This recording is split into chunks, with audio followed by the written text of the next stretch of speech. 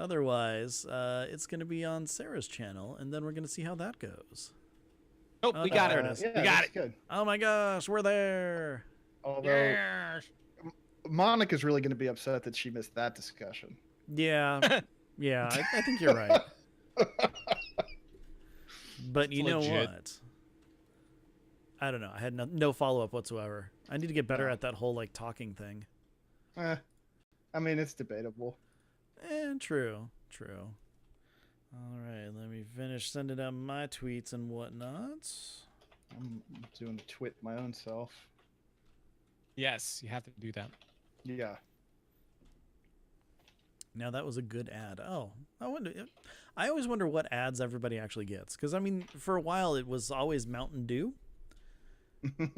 But I haven't actually watched one of the ads in quite a while. I still don't get them. My Prime account must have just been like at the very. It must have rolled over like right before they started this thing. I guess I don't Just know. get an ad blocker. You'll be fine. Yeah. Oh, maybe that's why it's not showing up for me. Duh. Right. I'm If you have an ad blocker, it's all good. Yeah, a little slow. True. They used to have It's that funny- one ad. It was like Mr. T yelling about iced tea, and it was like the worst. Ugh. Stop, please. Every time you open a channel, Mr. T screaming at you. I like the commercial with iced tea selling lemonade.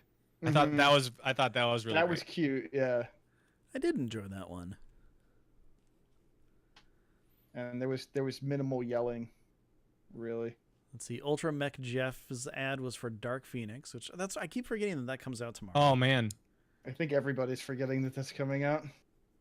I mean, it does. It really didn't move the needle at all for me. Well, Is that weird? Yeah. No. It's dead and buried, man. Like I mean, but it's got Sansa on it. Come on. yeah, and It's she's gotta- good and all, but like she's not. I mean, they haven't built her character up at all to the point where this I would be know. good. But I mean, yeah, I mean, Apocalypse was like really bad, the the only good scene was the Quicksilver scene. Yeah, I also got a kick out of the part where they discover Archangel, and he's just like a dirtbag metalhead kid. And he's like listening to Metallica. He's like listening to the Four Horsemen by Metallica, and he's like freaking out in the loft of the building he was in or whatever. I like that on just like a level of it being stupid, but yeah, Yeah. they made some strange decisions. I mean, well, the big thing about Dark Phoenix is this is their second shot at telling the story. So, I mean, does it get points if it's better than the last time? Yeah, but I don't. I mean, it might just achieve parity. I don't. The reviews have not been kind. They're like, why are they still making these movies? Well, and Just- especially going over the same old stories too. I mean, it makes no sense. Yeah. I mean, it would be so much better if we actually got to know Jean Grey during one movie before you change her personality. Yeah, it's always completely. just about like, oh, she's like this nuclear weapon. There's never, And I always like the latest Spider-Man. I really appreciated the fact that they didn't do the origin story. Oh yeah, definitely. Right. Yeah, you're just in it. Yeah, that's the I way was to like, go. this Everybody is knows perfect. the We already know the origin story. We've seen it 3 times in the last 10 years. Let's just Right. go. Yeah. Yeah, it So- added Yeah, a ton to it the was character good, man. that It was way. a really good time. Yeah. I mean, I'm a huge Spider-Man fan, but yeah, Uncle Ben dies. It's cool. Well, it's not. It's not We- cool, but we- we know. Like we've come to terms with it at this point. It's been 52 years since Uncle Ben died. We're okay. Yeah, it's funny because I forget where I was. I think it was at like GameStop or something, and I was talking about Sarah's niece, and someone's like, "Oh, they call you Uncle Ben?" I'm like, "Not really. I don't really go by that because I don't make rice, and I don't want to die and have someone become a superhero." I'm like, "Oh, but they'd be a superhero though." I'm like, "Thanks." Yeah. With Silver great power lining. comes great responsibility. Just say that. Oh yeah. In retort. Silver lining. I figure that can work. Okay, well, hey, you guys want to start like an actual show about World of Warcraft? Whoa! I mean, yeah, I'm having a great time just talking about this stuff. So whatever you want to do, man. Yeah. Well, I mean, spoilers for 8.2. Uncle Thrall actually gets killed by a robber. Oh no. That originally Sarfang could have stopped. But he didn't. chose not to out of hubris. Exactly. But then Sourfang starts sticking to walls, which is weird. Yeah, but then it turns out it's Ew. actually just a bug. So that Oh, ends. all right. That's good. It's just a bug. Wonderful. I just realized that could mean a couple things when we're talking about Spider-Man. Mhm. Okay, let's see. I've got the video recording. And I have the audio recording. And we're streaming. So I just realized I can think we're shut my good. lights off. That's exciting. I know, me Oh. too. Oh, so we're doing this after I'm dark. like- Yeah, yeah. Yeah, Azeroth After Dark. That's That's right. That's the stuff right there. Well, good. You know, I'm just glad that we're all on the same page. I mean, first we're going to have a John off, and then... Those guys didn't hear about the John off, though. They don't know what's going on with the John I off. understand. That, Oh, and that's yeah, the point. And by the way, neither do I. I don't. I think it's just confusing. to That's why I clearly stated earlier not doing it. everyone. Okay, fine. Well, with that, let's go ahead and start the show with something along the lines of... Welcome to Azeroth RoundTable, episode 323. My name is Ben Bumhoffer. It's Thursday night, which is a little different than normal. However, that is not the only different thing today. That's right. John is not here. He is actually on a secret mission in outer space. But with me this week, I am very happy to announce that I am not alone. Mainly because no one would listen to that. But secondly, I got some awesome friends, some very cool people to join in. So first off, Pat, welcome to the show. Hi, thanks. And with you this week is Jason. How's it going, Jason?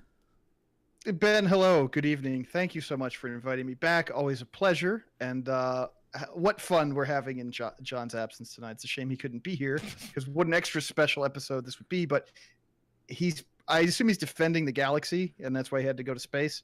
So It's a secret mission in outer space. Right. Is he a guardian of the galaxy? Is this No, the deal? he's not that cool. He's Okay. just kind of like a guy in the galaxy. A guy in the galaxy. Perfect. Yeah, you know what? That sounds like an ABC sitcom or something that just takes place in space. Yeah. Right, but it's from like Yeah. the 80s. It's kind of like Alf. Exactly. it's like a Small Wonder spinoff or something. Oh man. Oh, Small Wonder. That was a great show. It is Throwback Thursday, That's by the true. way. That's true. So it totally makes sense. Yeah, so we should. Yeah, I think we should just talk about 80s high concept sitcoms. Well, I actually had another throwback to talk about if you guys want to. Sure. There's this thing coming out in, I think, August or something called WoW Classic. Never heard of it. Never. I think that they're going back to the original recipe, right? It's like because New Coke is coming out this summer. Exactly. Oh my gosh, I can't believe that. I don't remember actually drinking New Coke in the 80s, so I'm excited to taste how horrible it's supposed to be. It was, Yeah, we can- as I recall, it was pretty bad. Oh yeah, it's going to be one of those wonderful moments where it's finally like, oh, nostalgia. Let's Right, let's this is why they changed it back. exactly. This is why Which they may changed lead it to into our the, discussion about this other thing. this is why they changed it back to the original nostalgia. It was because of the New Coke. So, Yeah. and they went back to classic, and now New Coke is the old nostalgia. What? I don't get it. It's all That makes sense to me. Cyclical? Cyclical. Yeah. Yeah. I wanted to say circular, but different. Yeah. Anyways, Right. so on the show, historically, I have been in the mindset of why would anybody want to go back to that? I understand there's rose-colored glasses, but there's so much like, I don't know, compared to now, there is so much just pain and grunt work involved in everything that it kind of blew my mind of why so many people are just, loving the idea of this without touching it in, almost 15 years now. Well, I think the hype is real there, Ben. I mean, it's kind of one of those things where, and I've been playing in the beta, and I've been feeling a lot of pain every time I log in. Just you log in, and I think you're automatically like everything is depressed a little bit. It's just like Yeah. you're just kind of sad, and you're like, I'm gonna die a bunch. You're just like Eeyore, going into WoW. Time to log in. Or time to die. Yeah. And so a lot of dying to what should be simple mobs in today's WoW, or would be, Mm-hmm. Like today I was in the Barrens, and I died, I think it was like 5 or 6 times in a row, because I would try to pull one mob, and then you would have the patrol walking around and doing all sorts of weird stuff and always aggroing on me no matter how far away I was, which was really awesome. And then plus I pulled another guy at the same time that was just pathing by the guy that I was actually trying to shoot. Mm-hmm. So 3 guys, and this happened 4 or 5 times. And it was like I couldn't not do it. And What else it are you was gonna do? It's either that or just leave and go find something else to do entirely. right. And so I was like, well, I'm either just gonna die or I'm gonna have to farm, I don't know, Savannah Highmane or something like that, whatever it was. Well, I've been playing a fair amount of the classic beta as well, and I've been playing a warrior, as you might imagine. No. And it's playing, and I've mostly been playing solo because I don't really have any friends that are on compatible schedules.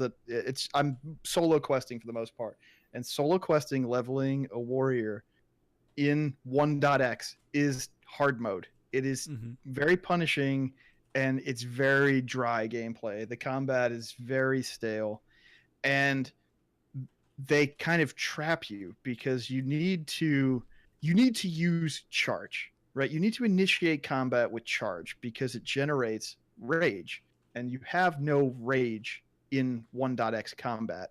And without rage, you cannot press your abilities. Problem is, when you charge, you are now establishing a very unfavorable body position to other mobs in the quest area. Yeah. And now they want to come kill you. So what you have to do is face pull this stuff and get it, because you don't have ranged weapons, and you don't learn taunt until like level 8 or 9 or something. And also taunt was melee range back then, so there was no range taunt anyway. So you have to methodically pull one mob at a time, face pull them out, and now you're beginning combat with no rage. And it's methodical and punishing is basically how I would describe the combat experience playing a warrior questing. Now, Jason, can you throw? You can learn bows and guns and stuff, but you have to find weapon masters to teach you how to do that. And so basically, you can throw a fit. Right. Yeah, and that's exactly it. I was just playing some right before we started the show, and I have recently achieved level 19 on the character I'm playing on Classic. Oh, wow. I'm playing a Night Elf. Bad job. And so you're just in the middle of nowhere, right? So I decided, okay, I'm 19. I can survive the wetlands now. And so I finally, just now, after many hours in beta, have run to Ironforge and then taken the tram to Stormwind, and I can now equip two-handed swords. Hey, good job. So that's a big accomplishment, except, of course, I have no two-handed sword skill, so I will not be able to kill anything with my two-handed sword for quite some time yet. But we'll get there. So I don't actually have access to the beta yet.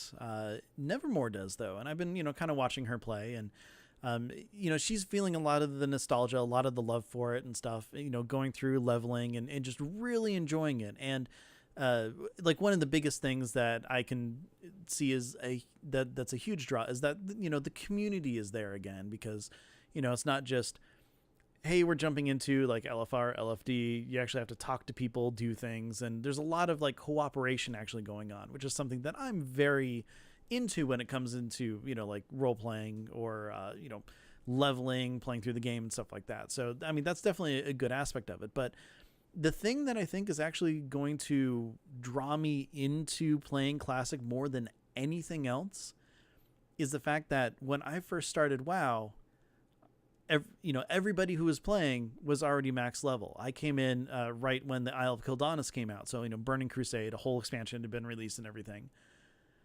But with Classic, as soon as I get in there, the entire economy is at 0. Every single person starts right at 1. And I mean, I know that there are going to be some people who are able to, just dedicate all of their time into leveling. But the idea of being in a world where I can't just say, hey, all my, super awesome guild members, come help me with this thing when nobody can just come in and just one shot anything that you see. And even more so, like, I'm just so very curious about how the auction house is going to work, and how the whole economy is going to play out when no one has anything to start with. Like, you can't go to an auction house and put a copper ore up for 1,000 gold because no one else is mining copper ore at the moment, and someone's going to buy it anyway. It's going to be like, oh, someone put copper ore on the auction house, I can buy that for 2 gold. Or not 2 gold, 2 copper. Oh wait, no, I can't, because I need that to get my next spell slot. It's going to be one of those really interesting aspects that I've never experienced in WoW. Yeah, today on my shaman, I hit level 12, and I was like, okay, this is good because now I can upgrade some of my spells and stuff like that, right? Because you have your different ranked spells. Mm-hmm. And so I flew to Orgrimmar, which cost silver and 10 copper, which was quite expensive, I thought. Whoa, breaking the bank, dude. I know, really. And then I went to the shaman trainer, and I saw that I could, in fact, buy, out of the 4 spells that I could upgrade, I could actually purchase 2 of them because I had just enough money to get back to the crossroads. That was the whole thing. And I'm like, I cannot even upgrade my spells because I have 0 money. It's crazy. It's totally crazy. Well, the thing too is, like, there's a lot of situations where you have to make this decision because it's not worth buying the up ranks of some of your spells, especially as you're leveling up and you don't have unlimited coin resources. So there's stuff that you want to strategically, like, avoid purchasing up ranks of because you're not going to use it. So you have to make that decision of, like, is it worth having access to a slightly better version of this unusable spell, or having the coin to repair my gear, for example, or buy some other thing that I need. So yeah, the economy being reset totally to 0 is going to be really strange for the first few weeks. And but one thing I will say, I have been doing okay without, like, attempting to make money in the beta because I had bags from the jump. Somebody was running around in Teldrassil handing out bags at cost the first couple days. Oh wow! Oh, nice. And he was like, "Hey, your cloth, I'll sell you thread at cost. Just I'm running back and forth between these 2 towns, and I'll hook it up with bags." And so It's like, okay, if you hit the ground running with full bag slots, you can at least make enough coin to survive because you don't have to avoid picking up that vendor trash because you don't have bag space for it, and you don't have to run back to town every 5 seconds if coin's what you're concerned about. Yeah. So that's a good tip, I think, if you're looking to jump into Classic, is either be a tailor or make friends with one quickly and get your bag situated so you can actually carry some vendor trash. So let me ask you this. I know that a lot of people, are looking back at, like, the old talent trees because they actually had choices and things like that. Do you think that little things like this are actually meaningful choices to the point where some people will be satisfied needing to figure out it, like, okay, which gray item am I going to throw away because it doesn't cost as much, or, I only have enough for 2 spells. Which ones am I going to actually choose? So what I found is that it's kind of nice to actually slow things down a little bit, where you actually have to think about a bunch of different things along the way. You have to think about how you're pulling these different low-level mobs as you quest through the zones. You're trying to think about what the best pathing, the best paths to take to get to your destinations. Because I mean, in Classic, in Durotar, there are no flight points, right? And there are none. Yeah. And so, I mean, Orgrimmar, that's it. And so you really have to think about how you're moving through and questing and what the most efficient way to do things is. And also when you come to a town, you're like, I have to sell my vendor trash. Otherwise, I'm not going to have any bag space for my quest stuff at all. And then I'm going to lose out on all this money that I could be, trying to pocket out of this deal. So it is a lot more methodical, which is kind of nice. I don't know. I don't know why I like it. I shouldn't like it. There is no way that there is no way that anyone should like it. And yet I'm kind of like, this is cool. I don't mind slowing down for this. Well, there is. I mean, the game has an undeniable charm, and there's a reason why the game did what it did when it released in 2004, and as it gained momentum into 2005 and 6, and we're looking in 1.12, we're looking at a snapshot of 2006 WoW, basically. Yeah. There are reasons for this. I mean, the game is appealing on many levels. It's just those levels have changed shape over the years, and what's appealing about the game now is not what was appealing back then. But I think one thing where Classic can really benefit from, and this is what I considered Classic's big Achilles heel for a very long time, was that there would never be anything different, right? Classic WoW, vanilla WoW is a solved system. Everybody knows what the best things to do in all the situations are. There are no mysteries to uncover in this game, and for 15 years, the appeal of WoW has been that it grows and changes, and different things happen, and the world changes, and our activities change, and there are new mysteries introduced, and there are new challenges to overcome, and that's been the lifeblood of WoW as a live service game for 15 years. I think that actually the fact that Classic is a static system with no mystery and no goalposts that ever move will actually be the great strength of it going forward as the alternative to live WoW, because you can only ever get so far behind. As long as they don't do something crazy like add new classic content that didn't exist in 2006, then you will always be earning your way towards this goalpost that never moves. So you're gaining absolute power versus the ultimate goal of the system, whereas in current WoW, in live WoW, you're only gaining relative power against the current set of goals. So I think that is really appealing. That could be really cool if it plays out that way. And it's sort of like, well, when retail WoW slows down, now I can put time into these high bar goals in Classic, and then as retail spins up with a new patch or a new season roll, then I can put that on hold. But when I come back, I'm not any farther behind than when I left off. I think that's where it can really shine and flourish, especially with casual players. Yeah, I can kind of see that, but at what point do you play through and realize, oh, I've beat WoW, or WoW Classic in this case? Is it when I get to level 60? Right. Is it when I have a full set of raiding gear? Like, are you going to get to a certain point and then realize, okay, well, Jason, the warrior that you've been playing for so long, has best in slot everything. Right. Is there even anything that's going to continue going? Or did you enjoy that experience so much that this is when alts start coming into play?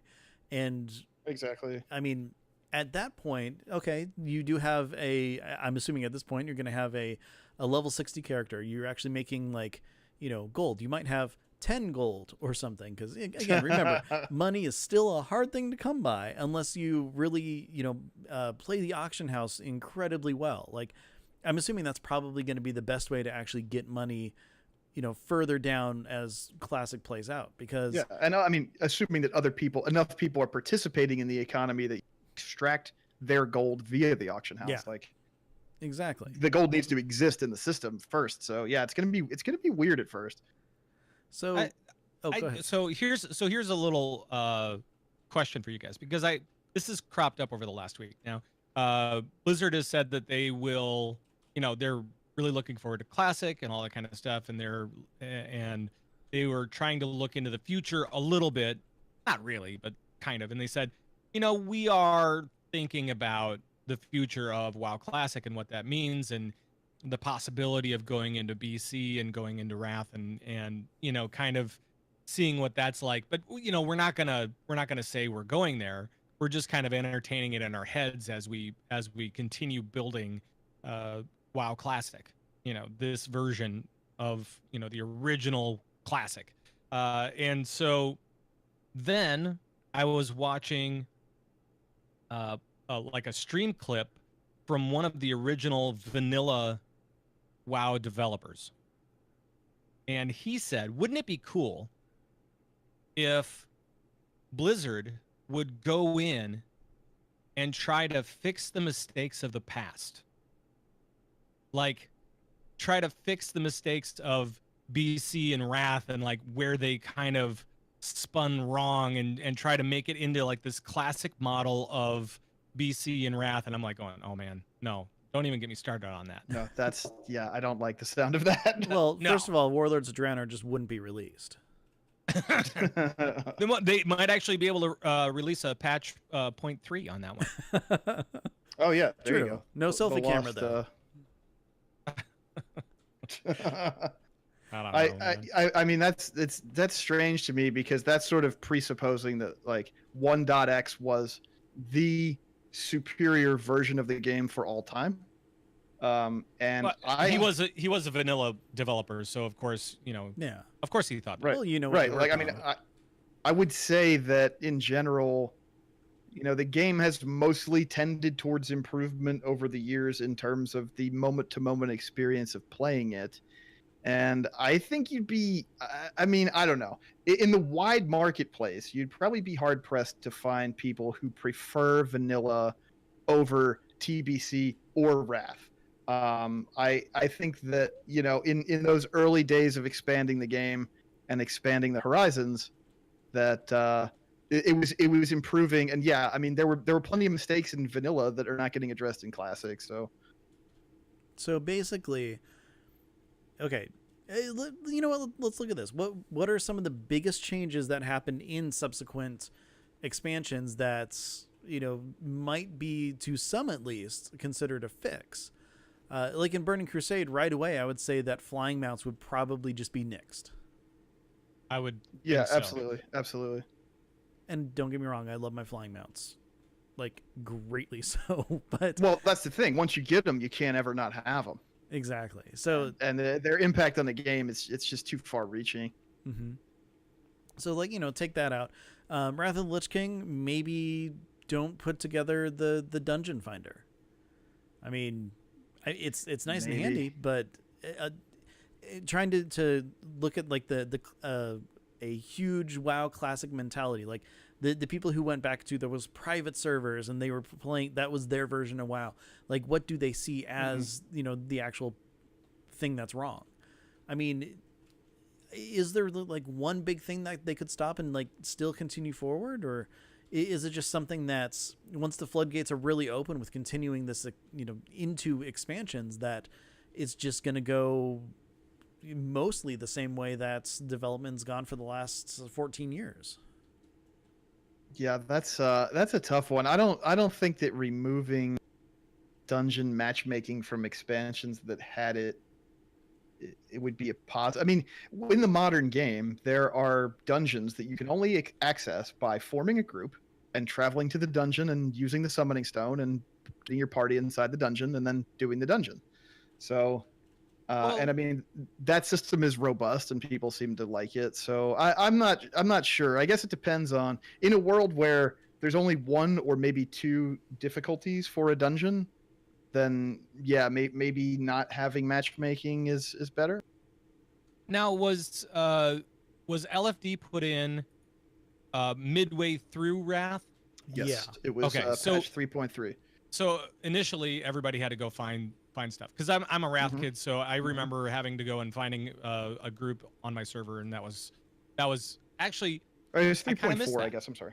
I kind of missed that. Well, yeah, but see, I remember the days of standing in Shatrath trying to find a group to go do Mechanar every day, and it taking as long or longer to form a group and travel to the dungeon than it did to run the dungeon. Sure. So it was just not a great end user experience in terms of like my return on my playtime investment. I wasn't playing the game. I was sitting here trying to socially engineer an experience that would allow me to play the game. But the community is one of the big focuses, so that's kind of what's going on. And the thing is depending on how many servers they actually open up, keeping that set so that there's always essentially a peak time playing is going to be kind of difficult. There are going to be people out there who are sitting in Orgrimmar, I guess, or Stormwind, just waiting for a party to form, or gosh, sitting outside of Wailing Caverns trying to figure out, okay, is someone in this zone going to be able to help, or do I need to go to Orgrimmar to actually pull a group together? Like, which way would actually be better? Interesting. Yeah, and and the whole thing too is going to be that the way that guilds are structured today. I mean, like, we can try to think about all these different ways of how Classic is so much cooler or different from now WoW. I can't believe I actually used that phrase. But how it's different from BFA or from previous expansions.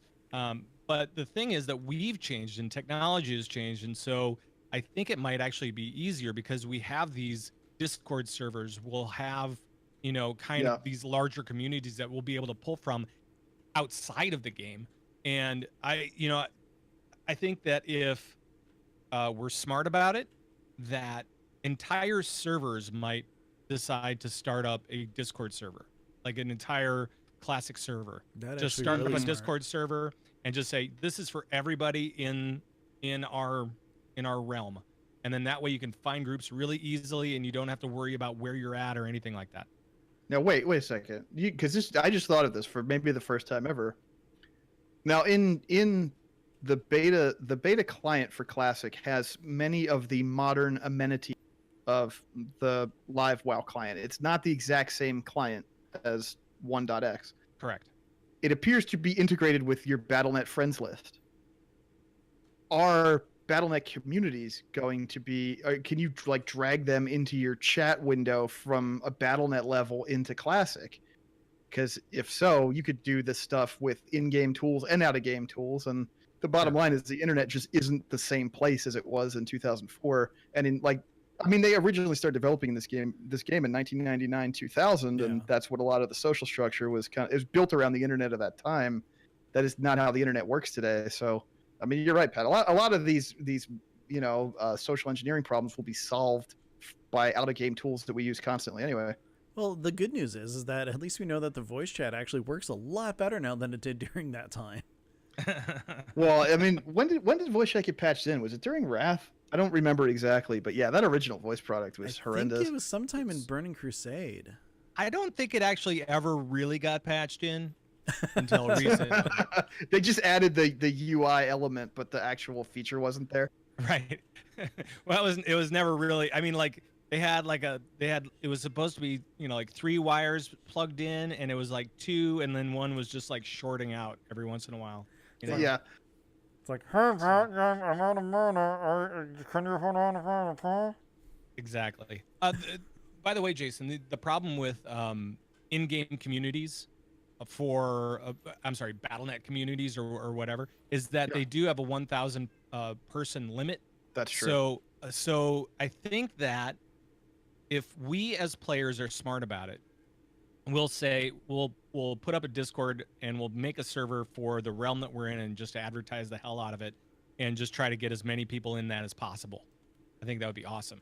Yeah, I honestly think that's the best way to do it, really. It would be like trade chat times 100. Hey, suddenly I don't like this idea as much.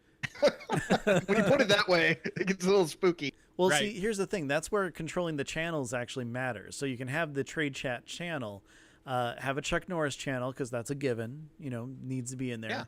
Yeah. Have a looking for group channel. I mean, there's a couple different ways that you can actually split it out so that you can only get the content that you're really looking for. Not that this is like some sort of ad for Discord or anything, but depending on who actually sets it up, it might be a really great resource, assuming there aren't like 5 different Discords for the same server. Right. Yeah. That would be the ultimate downfall, I guess, is if everybody tried to be like, no, we're the Discord, the server or something. I'm starting it up right now, guys. I'm doing this right now. Do you have the insider info on the server names, Pat? No. I have no idea. I'm just gonna. Do you think if you just wing it and submit them to Blizzard, they might just use your server names? Yeah, I'm gonna totally submit them to Ian Hazakostas myself. So every server name just needs to be a regular name with a -C after it for classic. So like I'm playing on Airy Peak C. No, they said that they are going to be using different names, like completely. So from the live servers that are out there now. Ironically, wouldn't it be great if they were all based on new characters that were introduced after Classic? That would be hilarious. I love that idea. That would be All the pretty servers are named after BFA characters. There's a Flynn Fairwind server. There's a Bwansamdi server. That'd be great. I'm playing on Terran Zoo. You know, I identify with that because, you know, I Yeah. wish I could play a Pandaren, but they're not available in Classic. So This is as close as that's it why I'm gets. playing It's the there. server name. right. That can be fun. But So are you? So now, if you guys play, are you playing on PVE servers or PvP? PvE all the way. I played on PvP back in the day. It was no badge of courage. It was no badge of honor. It basically just made something that was already extremely meticulous and time consuming even more punishing. You're gonna get killed by mobs anyway, so why do you want other players killing you while you're in the middle of it? And yeah, I'm perfectly fine waiting for the BGs to get unlocked if I want a PvP. So yeah, I don't know. I lived on my entire vanilla experience and into the first year of TBC. I played on PvP servers, and then I switched over and I just never went back for the last 12, 13 years. It's like, why did I do this to myself? So Sure. it's funny that the biggest reason why I've never played on it, or why I had such a late start in WoW, is because John was playing on a PvP server and I didn't want to play PvP. Then finally, when he transferred over to a PvE server, that's when, you know, my interest started, like, you know, kind of peaking, and, you know, just became like, oh, World of Warcraft, huh? And then of course him talking to other people at lunch about it while I'm just kind of sitting there listening the whole time definitely made me more interested. But so I've never played on a PvP server, and one of the big reasons, of course, is kind of like you said, you know, I don't want to be going through a quest line then have somebody, you know, just come and just gank me. But Right. the big thing is that with it being just completely fresh, just a clean slate, and granted, you know, I'm not the same person I was 15 years ago, so I definitely don't have the same amount of time. There's more chance that I'm going to at least be leveling semi-equally with a lot of people that are out there. So PvP seems to be a lot more like within my reach this time, you know, as opposed to, hey, there's 70s running around. I'm level 10 and now all of my quest givers are dead and I just have to sit here waiting for them to respawn and then be killed again really quick. So Yeah, and I mean that's still good. People are going to get ahead of the curve really fast in yeah. terms of leveling, and the problem. I think the problem is there are benefits. There are cool elements of playing on a PvP server for sure, but I think for me it's like, you know, one jerk can just ruin your entire play session, and Oh yeah. considering how long it takes to accomplish anything, the way Classic was designed, Vanilla was designed, it's just not. I don't know. But to me, it's just not worth the hassle. The benefits that you get of like when you actually like if maybe you're on the other end of that equation, or you're actually just you're participating in. I mean, I remember back in 2004 before BGs came in, and I was playing a Night Elf. I was playing, so I'm on Kalimdor. We're the only Alliance race on Kalimdor, and at Astronar and Ashenvale, giant PvP battles would break out all the time. You know, a bunch of Horde players would come up from Stone Talon Mountains, and they'd try to get across the bridge in Astronar and kill the NPCs and stuff. And all the Alliance players who are doing quests would form up and try to cut them off at the bridge. And like that was really fun. So But that only that's happens where they once learned in a that while. strategy in Alterac Valley. Fight on the bridge. Mm-hmm. Okay. Makes sense. Once BGs came in, it's like people stopped looking for that kind of gameplay in the open world. And then it was like, well, now you just have a target on your back, and that rogue's going to kill you while you're trying to catch a fish or skin a bear or something. Yeah. Oh man, mining nodes taking like multiple times to tap and stuff like that. Like some of this stuff is just like, I understand it's the feel of Classic and everything, but just some of those quality of life things are just like, oh, too much. But, Yes. Picking a flower, trying to pick a flower and failing at it. You failed to pick a flower. Well, Great. you know what? I look at it as it has thorns, and you immediately just went for the stem, and ow, ooh. Then try again. See what happens. Right. And each cast of that is like 5 seconds or whatever. It's it's terribly slow. I mean, the whole thing is just very, very slow and very, very painful. And I don't mind it. I actually don't, and so that's why I'm gonna be playing on a PvP server, because why not make it more slow and painful? Yeah, Yeah, I exactly. mean, if that's what you're shooting for, that's Sure. definitely the way to go.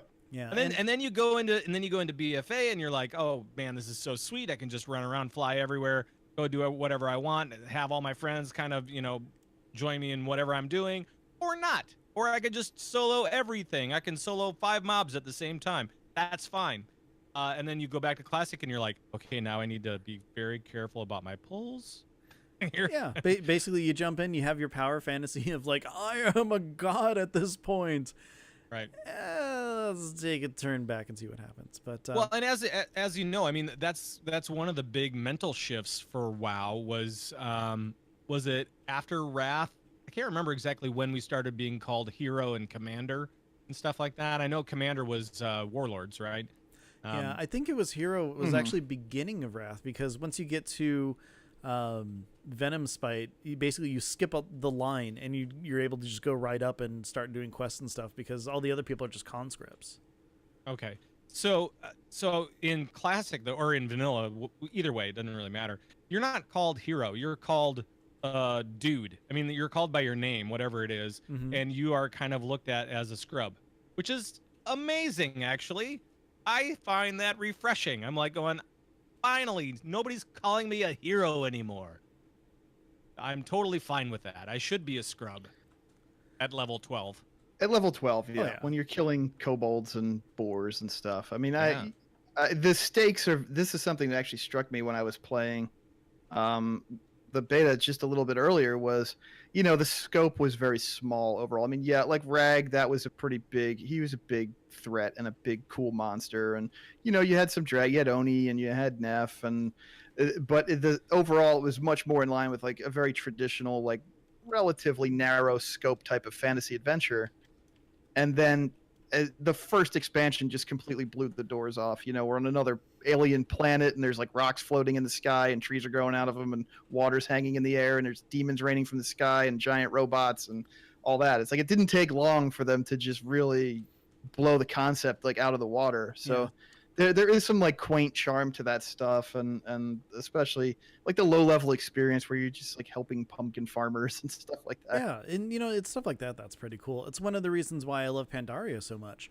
You learn about the world, and you're doing kind of not necessarily mundane things, but like as soon as you get to the Valley of the Four Winds, the entire tone of that expansion shifts into helping people out, taking everything slow, kind of, taking each step at a time and experiencing it all, versus, okay, hurry up and level, hurry up, we're in a war, hurry. And the idea of going back to that is something that's, definitely very more palatable than, okay, we're in this giant, huge story that's going on. Like, as epic as they have been, we need to have another Pandaria in current WoW to just kind of slow down again. We need those idyllic cartoon farms with jumping rodents just stealing Yes, carrots. That's exactly what we need. Yeah. Now, something that I want to just point out for a couple of seconds, or at least address in chat. Alessander is going very hardcore into classic WoW is not a solo game. It's all about the community and everything. And I understand that some people have little nitpicks and negativity and stuff in there, but it's because I'm looking at it as someone who played through classic WoW to get to Burning Crusade, and I played that game pretty much solo. I was in a guild, but no one helped me do a darn thing. Yeah, I had a similar experience in the early days. Yeah, and I mean, I'm not saying that's the wrong way to play. I'm not saying doing everything socially is the right way to play or anything like that, but there are different experiences based on how you played that original content. Yeah, we're pointing out little things that quality of life changes happened in current WoW versus classic WoW, but that's kind of the funny thing of all those things that, were made to just make it a little easier or feel better or not as frustrating. They're back. That's all. And I do think that there are two very different games with different. I mean, it may be similar content, right? And it may look all the same or look mostly the same, but they really are very different with two very different modes of play. Yes. And and I think you have to be ready for it if you're planning on playing classic. You have to be you have to change your mindset to slowing down a little bit and enjoying the leveling process a little bit more than now. Now it's kind of a throwaway. It's like, let's get to the next through my 10 levels and get to that end game stuff right away. Exactly. Whereas this is it's going to be a longer ride. It will take. I mean, like, I was trying to get those. What are they called? The planes, whatever, beaks off of the plane striders. Oh yeah, beaks in the Barrens. Right. The drop rate was so horrible. Horrible. I mean, it was like I killed probably. You need to get like 7 of these beaks, and I probably killed 3 times as many mobs. And, easily. And I was like, I would get frustrated, and I was maybe a little bit frustrated, but I kind of made it into a game. Like, okay, now I'm, whenever I get one of these beaks, I'm going to cheer instead of be angry that I didn't get one, because exactly. It's just so terrible. So you have to slow down. You have to enjoy the ride, and I do kind of appreciate that with classic. Yeah, it's entirely. But see, part of that was the design goal, because the drop rate was terrible because you were mostly gaining XP from grinding through the mobs, I mean, WoW being a very directed experience in terms of leveling, the quest system was somewhat revolutionary. Other MMORPGs of the day didn't work like that. You might have 2 quests that introduce you to like 2 different parts of the zone, and then you were expected to go have your own fun. And WoW was not designed that way when it shipped. But have either of you guys had a chance to read John Statz's book, the World of Warcraft Diary? I have not. I highly recommend, if you're interested in how the game was built and how it came together, to check out his book. It's a fascinating read. I couldn't put it down when I got my copy, and they really had no idea what they were building. They worked on WoW for 5 years in-house before it ever came out, and up to the last minute, they really didn't know how people were going to actually interact with the game and what they were going to do with it. So, the original version of the game was much more of a big sandbox, and it was like, here you go, guys, here's a bunch of stuff, go figure out what you want to do with it. And the modern experience is much more of an amusement park, I would say that. And everything, WoW has always fallen on the spectrum between sandbox and amusement park, and it's more amusement parky now for sure, but there are some sandbox elements, whereas before, the amusement park elements were very few and far between, and it was a big sandbox. Exactly. And one of the big things too that's I find really exciting is also seeing people who did start in like Cataclysm forward, going back and actually seeing how things were before the entire world changed. And like one of the big things about that is the fact that, or one of the big indications that there are a lot of people doing this who either don't remember what it was like or have never experienced it before, is that, did you guys see that post that Kyvax put where addressing all the bugs that people were reporting that aren't actually bugs? Oh yeah, the not a bugs list. Yeah. Oh, it made me just like, it filled me up with so much happiness, just because it's like, I remember those things, and like, coming at it from current WoW, it's like, oh, this is a bug, something's wrong here, or it doesn't feel right. It just because they're so used to what's going on in Battle for Azeroth versus just the mindset of how the game used to be. Well, and the other cool thing that I really like about Classic WoW is that you get the original all the original landscapes back from before Cataclysm. So you get the original Orgrimmar, where you have the bank in the center of the opening when you first come through the gates. They're right there, and so you can go hang out on the roof of the bank, and you have to wind your way up the totem essentially to go to the flight point, and you have to, like all these old places, and then the barrens are not split, so it's just this big long flat plane that you have to run up and down and back again, over and over and over and over and over again. Oh yeah, I've been describing, as I've been streaming a lot of Classic Beta, and I keep describing it to Chad as like a hiking simulator. We're doing a lot of simulated hiking tonight. Oh, it's so true. It's funny though, when Nevermore walked into Orgrimmar for the first time, I'm just like, holy crap, I forgot it looked so, like tribal and like, I guess savage is kind of the word I'm going for to pull from Warlords of Draenor, because it wasn't made of stone and iron and everything. And thanks Garrosh, but I mean Orgrimmar burned down, so good reason to actually change what it's made of. But it's one of those really neat things where like going up to the Spirit Rise or whatever it's called, and like seeing Manaroth's skull again, like with Thrall sitting in there. I'm really excited to go in and see that, because it's been, gosh, so many years since that's happened. Right. I mean, I've just had like an insane experience playing through the old Night Elf starter, because all that stuff. I mean, Darkshore got radically changed in Cataclysm. It became an entirely different experience, essentially.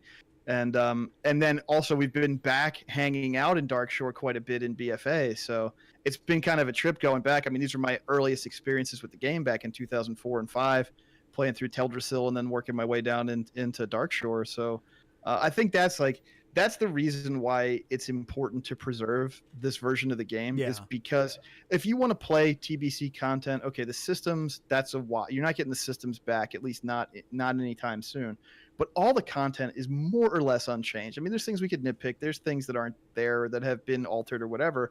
But basically, if you're playing TBC content, it is what was shipped in 2007. Same goes for Wrath content, and obviously Kata and beyond. All these expansions are relatively contained, and the content, as it were, it still exists in the live game. But vanilla is not like that. A lot of that content was changed forever in December of 2010. Well, I guess the pre-patch was in November. So that's when all those old zones changed. So, this stuff has been lost to time, and these are important experiences to preserve for games as a hobby, for games as a cultural artifact. I mean, 2004, 5, 6 World of Warcraft was a very important game to this industry and this hobby.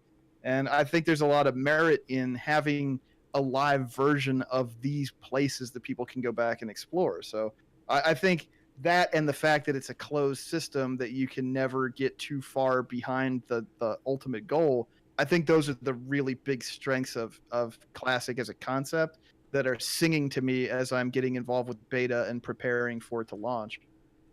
I agree. I initially, as soon as I realized that, yes, I had gotten a beta invite, I went immediately to all of the different starting zones, and I went through to level 5 or 6 or whatever it was, through all of them, and I was just like, yes, this is perfect. This is awesome. This is great.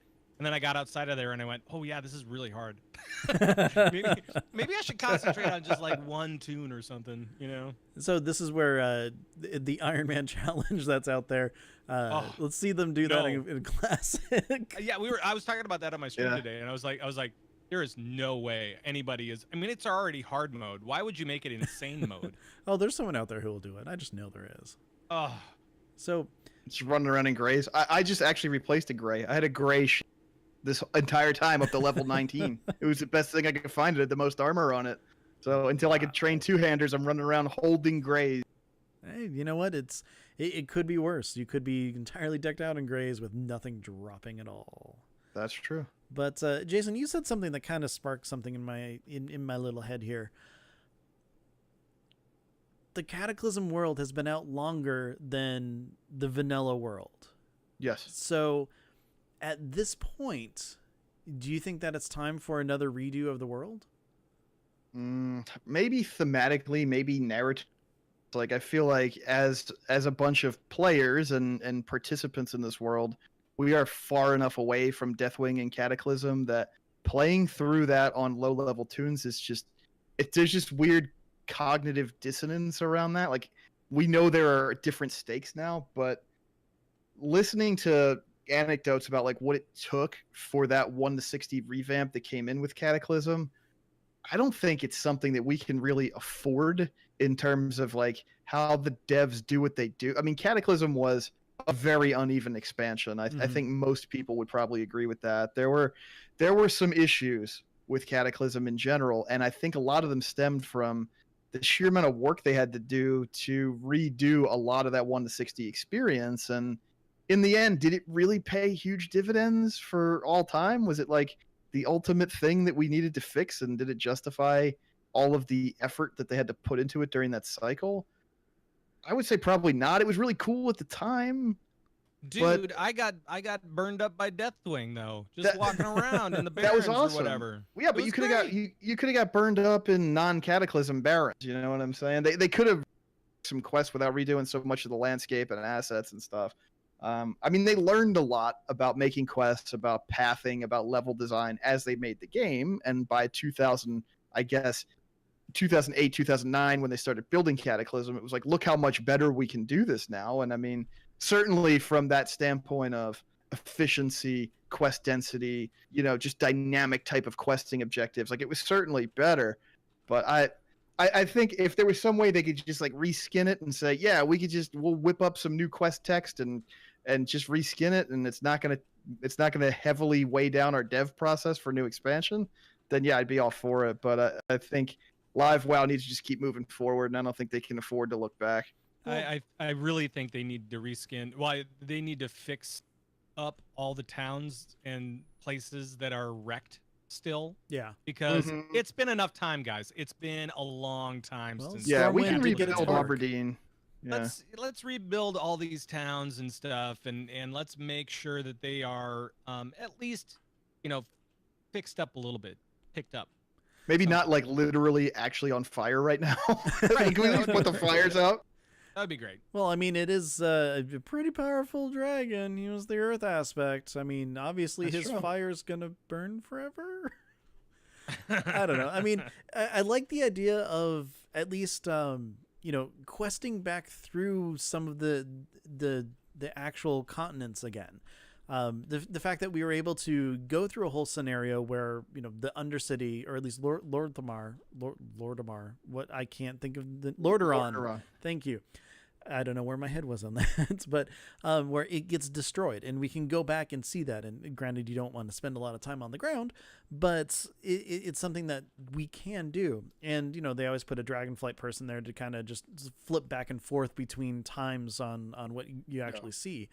So, like, in the next expansion, if they were to kind of, you know, at least piecemeal some of these zones to not only, you know, fix the damage that's done, but give us new storytelling through some of them, I think that it's a good way to at least update the world as it is. And hopefully it's something that they can look at, you know, moving forward to just keep the world fresh and alive, because right now there's no reason for us to do anything on Azeroth at all, unless it's in the Broken Isle, or not the Broken Isles, Kultiris or Zandalar, because everything else is just completely outdated. And I love Dark it. Shore. Well, Yeah, I mean, they've done the Arathi. I think kind of what you're talking about, Ben. Yeah, it is sort of reflected in the Warfront stuff. I mean, the whole Warfront cycle hasn't been the most well delivered or well received thing we've ever seen, but they have done some cool stuff with moving it to like a daily quest, daily world quest role, and then you know they've replaced a lot of assets in these two zones, and the new Arathi and new Darkshore look pretty sweet, and we have at least some kind of thin narrative reason to go there. So I think maybe that's the level, is like, okay, what zones are good if they're gonna carry a Warfront like system forward into future expansions. Okay, we're going to target 2 or 3 zones this expansion. We're going to give them some new assets. We're going to give stuff a fresh coat of paint, move some stuff around, and you know that'll benefit the game going forward. I think maybe you piecemeal it like that, and you just target areas that you want players to exist in and participate in, and maybe you can do that on a little bit easier basis than saying, all right, we have to rework 2 entire continents before this expansion comes out. Yeah, well, you know, piecemeal zones here or there. I mean, to be fair, one of the things that I'm looking for most is just, I don't know, maybe a bunch of goblins dumping sand in between northern and southern barrens so that you can actually cross, you know, go across. Because I haven't been looking hard enough, but there is no way to go from northern to southern. It's just, there's this giant chasm, and you can't go down one side and up the other. You kind of get stuck. Yeah. Well, and just kind of, and for these zones that we're switching around to for Darkshore and Arathi, what are we going to do for the next expansion? Is that going to go back somehow, or is that going to, you know, I mean, Right. they need to keep this thing as fresh for the latest crop of people as they can, right? So And I think that does mean having these instanced zones, whatever that form takes. I don't know if they need to like expand on the story after we do the final Dark Shore battle. Maybe somebody wins, and so then it turns into something else. Who knows? Yeah, because I mean, the battle's got to end at some point. Yeah, I mean, we've killed these guys, these commanders, like a bunch of times, and they're still there. So I don't get it. Oh, they just keep going back to the spirit res or the spirit Right. healer. Right. Yeah, their timer's getting pretty long now, but it still eventually pops. Yeah, but I mean, that's one of the things is Blizzard kind of needs to decide. I would say at this point, especially with Classic coming out, what is the future of World of Warcraft current? You know, is it going to be more of a living, breathing world? And I mean, they have the technology to do that, or are they going to still keep as much static as possible when, you know, there's a leveling experience that's there, but people can also just buy the next expansion and get a boost to the newest content. Yeah, it's Mhm. it's weird when you can skip over so much content, and that's always, especially when they combine the different expansions into, okay, now you can go to Wrath and level 70 to 80, or you can go to what was it Kata and level 70 to 80 or whatever it was. I can't remember. Yeah, it was how they come. Burning Crusade or Wrath, and then it was Kata or Pandaria. Oh, right. So so you can skip over entire expansions, and so you'll never see that stuff on some of your tunes. And and the new people that are coming in, they might not ever see Wrath, or they might not ever see Kata, because there's just no reason to go there. And so I don't know. It's always been kind of a thing with me whenever they do stuff like that, make the leveling experience so much faster. It's like, well, then why do we have these zones anymore? It seems kind of weird. Yeah, I have very conflicted type of feelings about this topic, because I think that the game being highly modular is the only way that it can exist long term. You can't really expect a new player or a player returning after a long absence to have to work through this content backlog of stuff that they missed from the beginning of time, potentially, just so they can experience the current game where most of the current player activity is occurring and where players are being funneled into. I mean, WoW is on a track to being a generational game, right? Much in the way that like D&D has become. You know, people who have played WoW over the years have kids who are interested in WoW, or maybe they're a little young right now, but in a couple of years we're gonna like second generation of WoW players. And where do they fit into this equation? And I think modularity and having the boost and having it, okay, buy the expansion, you can boost and play with everybody who's in current content, but you can go back and experience this other stuff if you want to. I think that's vital for the game existing 5, 10, 15 years on from now. By the same token, I've been reflecting on this a lot lately, because I've leveled quite a few fresh tunes since Allied Races came in. And I think the scaling world was a colossal mistake. I think that having this broad swath of zones that you can access, and it doesn't matter what level you are, and everything fight levels up to you until a certain point where you then go to new content where it all levels up with you. I think that's actually one of the biggest problems with we've been talking a lot as a community about the issue with low level leveling and the fact that it doesn't feel rewarding. I think a lot of it is the fact that you don't feel progression working your way through the world, because in the prior version of the game, simply accessing a new zone was progression, literally, and it felt that way. It felt like an accomplishment. Like, oh, this place was scary, but now I've leveled up, I've become stronger, and I'm ready to face the challenges that this area, this zone presents me. And then I will move on to the next zone that's scary now. Like it was this very natural progression through the world of you're fighting bigger and badder and more ominous creatures on your way up to max level. And I really believe that scaling world has cost us a lot with that experience. You know why they did that though, right? Well, I think they did it because they had to, because everybody else kind of does it, and it frees up. There are some benefits to it as well, but I think they did it because it's sort of an expected feature in the genre at this point. No, I think what they did was they said, I think the initial when I'm trying to remember how we found out about it and everything like that, but I believe I remember, and I might be totally wrong. I in my head, I hear Ian Hazakostas talking about how they wanted to extend the zones because people would just level up their however many levels the zone was, Yep. and then bolt, and Yep. they're like, no, we have a story to tell. We have actual stories for these zones, for these entire zones. We have one big story that we want to tell people, Yep. and you're leaving halfway through because it no longer does anything for you, and we want to tell that story. So that's why they did it. And that is the big benefit of the scaling world system, Sure. is that kind of narrative flow. But then again, gameplay first, right? It's on the statue. it should be. And I agree that, especially in current content, it doesn't feel awesome. It doesn't feel particularly bad, but it doesn't feel awesome either. And especially when you get to max level, it feels worthless because these mobs are kind of scaling up with you until you hit a certain point in your gearing, and then all of a sudden it's like, oh no, now I'm fine. But Right.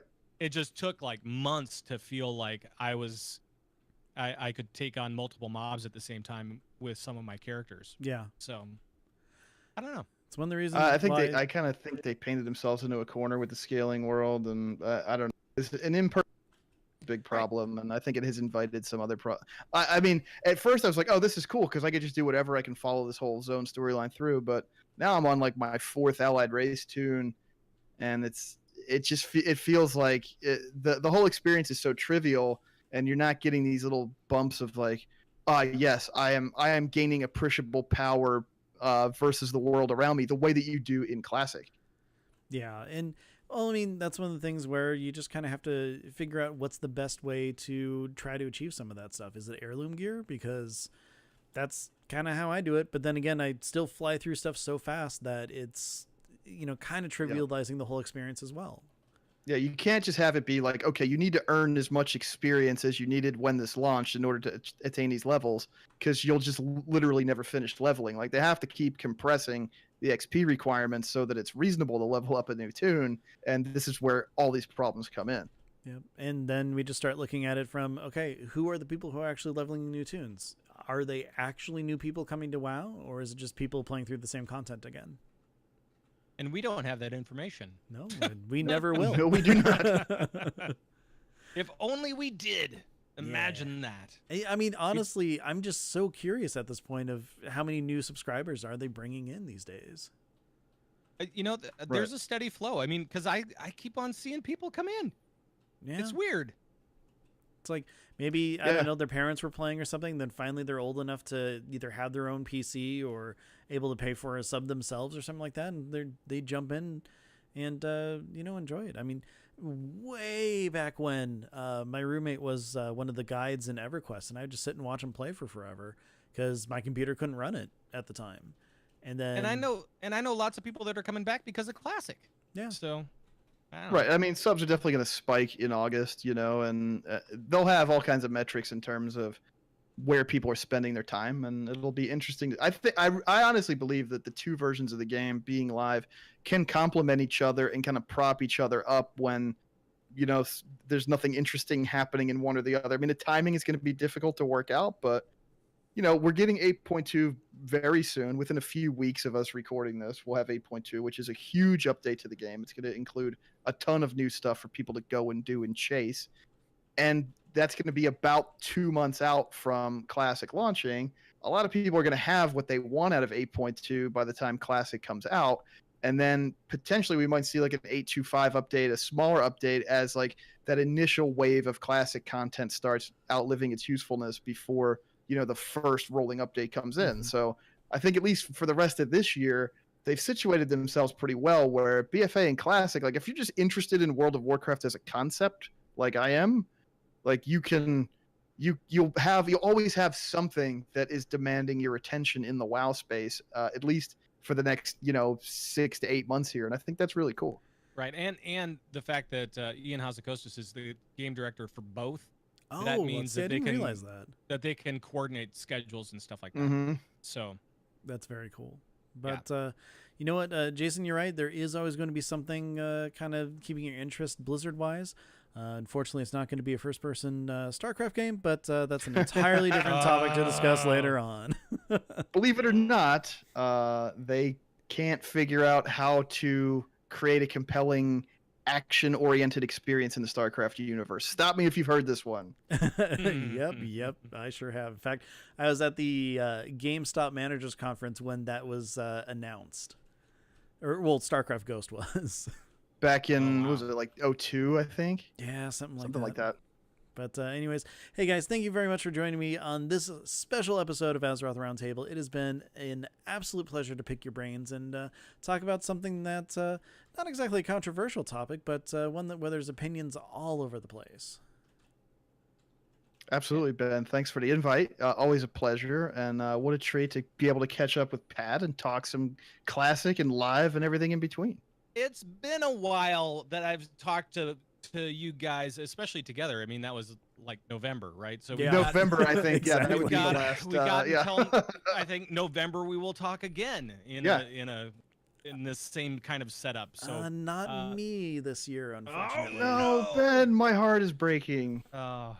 No hugs from Ben. All That's right. okay. I'll make sure to give it All right. doubly as hard the next year. That's what we like to hear. Is doubly as hard for Ben. All right. Well, Pat and I will just have to have extra fun. Yeah, There you I go. guess. Yeah. Sounds good. Just hug each other while you're there for me. Just hug it out. Sure. Absolutely. All right. Well, until next time we're able to talk and have you on, Pat, where can people find you? Well, Convert to Raid is a thing that I do, and that is over at converttoraid.com if you want to go check out a podcast about World of Warcraft and other things Blizzard is up to. Make sure to check that out. And, oh, hey, also, I want to give a plug for Thist, one of our folks, who is a part of the Mythic Dungeon International Spring LAN Finals this weekend. So she's a part of that, and she's actually doing the sideline reporting for that. This is a big thing for her, and I'm just super stoked that she is getting to participate in this in Sydney, Australia. Amazing. That's the only problem is that for Americans that are wanting to watch this, it starts. Let's see, it actually kicks off in a couple of hours, 11 p.m. Pacific time. Today, perfect. but then it's 1 a.m. Pacific time. I'll be up for about another hour or so. Okay, not bad. So This make is sure what- to this is what watch it the feels VODs, like. everybody, if you can't stay up or wake up early or whatever. So yeah, but that's a very cool thing, and I'm so proud that she's a part of that, and she's not really repping CTR, but she kind of is. A little bit. Well, I mean, honestly, she's just always repping everything. Sure, absolutely. She's Yeah. repping World of Warcraft right now. Exactly. But no, when I saw that tweet, I was like super surprised, and I'm like, "That's awesome!" So Yeah. I'm very happy for her and very proud. Yeah, it's good. I had absolutely nothing to do with it, but I'm proud of her. See, Jason, where can people find you? So you're not gonna believe this, but you can also hear me on another podcast about World of Warcraft. What? I know. I hope you're sitting down for that. But I work on a show called The Starting Zone, and we are in all the places at The Starting Zone. You can find us on Twitter and Facebook, and you can find the show on Apple Podcasts and Spotify and Google and wherever you get them, RSS, whatever. And we record the show live, typically Tuesday nights. We had to do a little bit of a schedule shift this week, but typically you find us Tuesdays at 6 p.m. over on twitch.tv/Spazbot Studios. And this week we just put an episode with our good friend Garrett Weinzierl from A-Move TV and many, many Blizzard podcasts. So that was a fun chat. You should check that out. And you can also find me streaming WoW 4 or sometimes 5 nights a week. Lately it's been 5 nights a week over on twitch.tv/Shieldwalled. Usually about 8 p.m. Eastern. We start up, we raid, we do Mythic Plus, we level up tunes, we play Classic Beta, we do the thing. And you can find me over on Twitter @Shieldwalled if you want to see what I'm up to. Very cool. If you're looking for John, who is absent tonight, you can follow him on Twitter. He is at John_Jagger. That's a Jon instead of John, because that'd be the wrong way to spell his name. He also does a show called Core and another one called There Will Be Dungeons. Check those out. They're a lot of fun. I'm not going to give you all the information like he usually does because I don't have it all memorized. Me, however, you can find me on Twitter. I'm at Ben Bumhofer. I do a show with Eluder called Boxfort. Right now, you can find that on boxfortshow.com. It's where we basically geek out about whatever the hell we feel like, really. This show, though, Azeroth RoundTable, you can find us on Twitter. We are at Azeroth RT.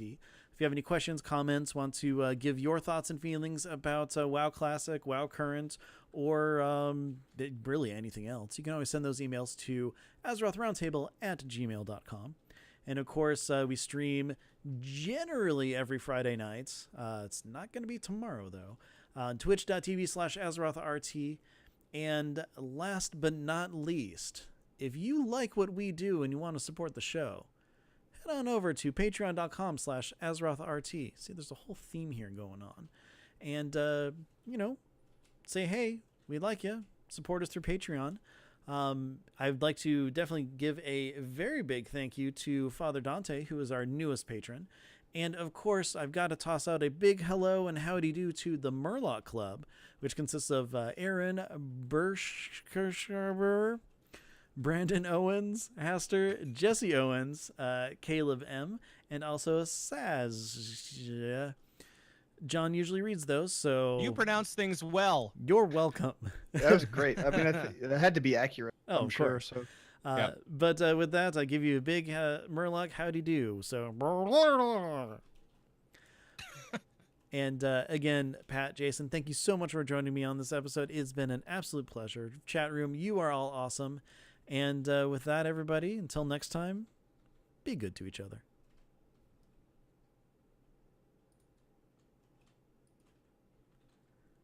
And that is where a podcast and a video end.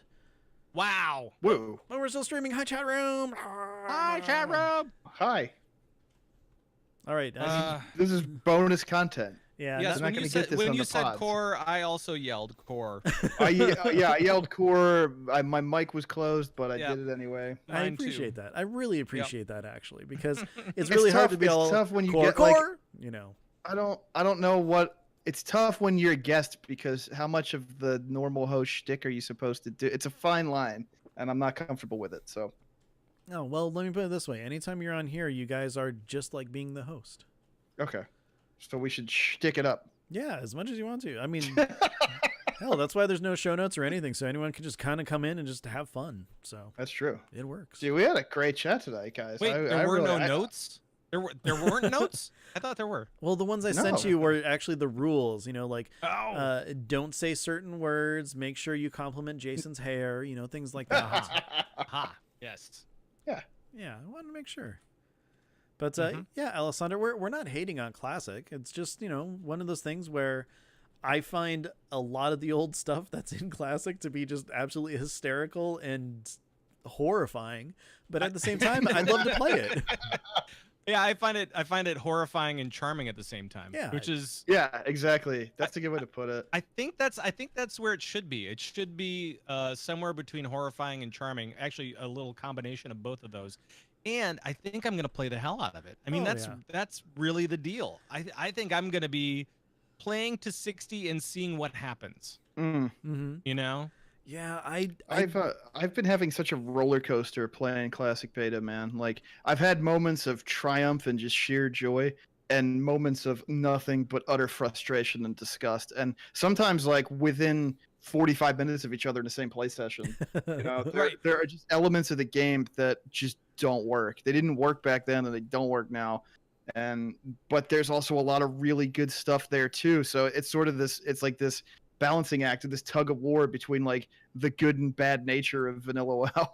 And Yeah. that's why I think that if we as community folk, I mean that's basically what we do, right? We just kind of build up communities and Yes. and hang out Hopefully. with people. We try Um, to. But hopefully we as community folk can be smart enough this time around to build Discord and like a big Mhm. guild for our folks, Mm-hmm. and get enough people in there so that we can make this experience a little bit better, because we have the people power to really move it. And Exactly. I think that is Yeah. going to be the real key to success for Classic, because there's a part of me that is like, this could be really, really cool. And then there's another part of me that says, when people hit 60, they're going to bail, And Yeah. so it's kind of like, okay, well, how can we combat that last part? What can we do? We can make sure that all your friends are in the game. So then you don't really want to leave, even if you kind of do. You can still come back You in have that shame factor. That's why some little people bit. are still subscribed to Current WoW today. Absolutely.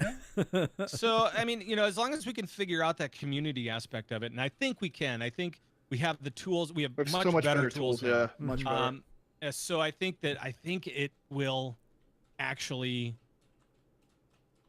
fingers crossed. I think. Well, the other thing too is like it has a shot. we understand the shape of Endgame, right? In November of 2004, nobody knew what the hell they were doing, but they were Very making true. choices that impacted things years down the line within the context of Vanilla WoW, and we have more information. Vanilla WoW is a solved game, and people understand what their long-term goals with it are going to be, and they can act on them accordingly from the moment they start playing the game. And I think Right. that's also going to be a big boon. I mean, I played Vanilla WoW spottily. I played it on and off, and I had a few friends that played it. But I mean, my experiences with Vanilla WoW were nothing special or particularly like these great moments of gameplay. I had fun exploring the world and attempting to quest and level my way up. But it was not a world that I lived in, and it was really I didn't have a lot of moments of triumph in that system, and I worked my way up to them in the expansion years. So this Mhm. is like a chance to maybe have that vanilla experience that I never could have for a variety of reasons. Exactly. Yeah. And it's going to be totally different, which is very, very cool. And so I'm looking forward to facing the challenge. Mm-hmm. Yeah. I think Yeah, I I mean, think it's it'll be just- fun. It's just really that it's punishing is really what it comes down to. Oh, yeah. Like it's not even that it's difficult, because difficult would imply that you need to have some level of skill in order to like level your way up through questing, and you really don't. You have very limited options in terms of what you can even do. It's Right. just all about how can you mitigate the amount of punishment that you're receiving, and psychologically how much punishment can you withstand. If you're playing solo, it's super yeah. or if you're playing with a friend and they're not around that much, or play more than you do and you can't catch up to that. I mean, these are things that can happen. So I'm gonna hit the ground running. I'm gonna put a lot of time into the game up front so that I don't get passed by too hard by the initial leveling wave, and then I'll probably I'm gonna level up to Stranglethorn Vale and then just get ganked. Yeah, if you're going PvP, man, you're gonna have a great time. Oh TV. yeah. Oh yeah. You'll be there I'm for gonna a long time. I'm gonna avoid that zone like the plague. That's just a good go way to do it. grind boars somewhere and Exactly. forget about it. That's all you need It's to gonna be do. horrible. That's all you need Yeah. to do. But anyways, I gotta get this all edited because I am going out of town tomorrow, so I don't have time to do it later. So I'm Have a gonna good go ahead time and stop out the of stream. town. Well, thank you. So I hope you're doing something fun and not obligatory. yeah. Anyways, bye chat room. Have fun. Bye, chat Have a room. Good night. Bye.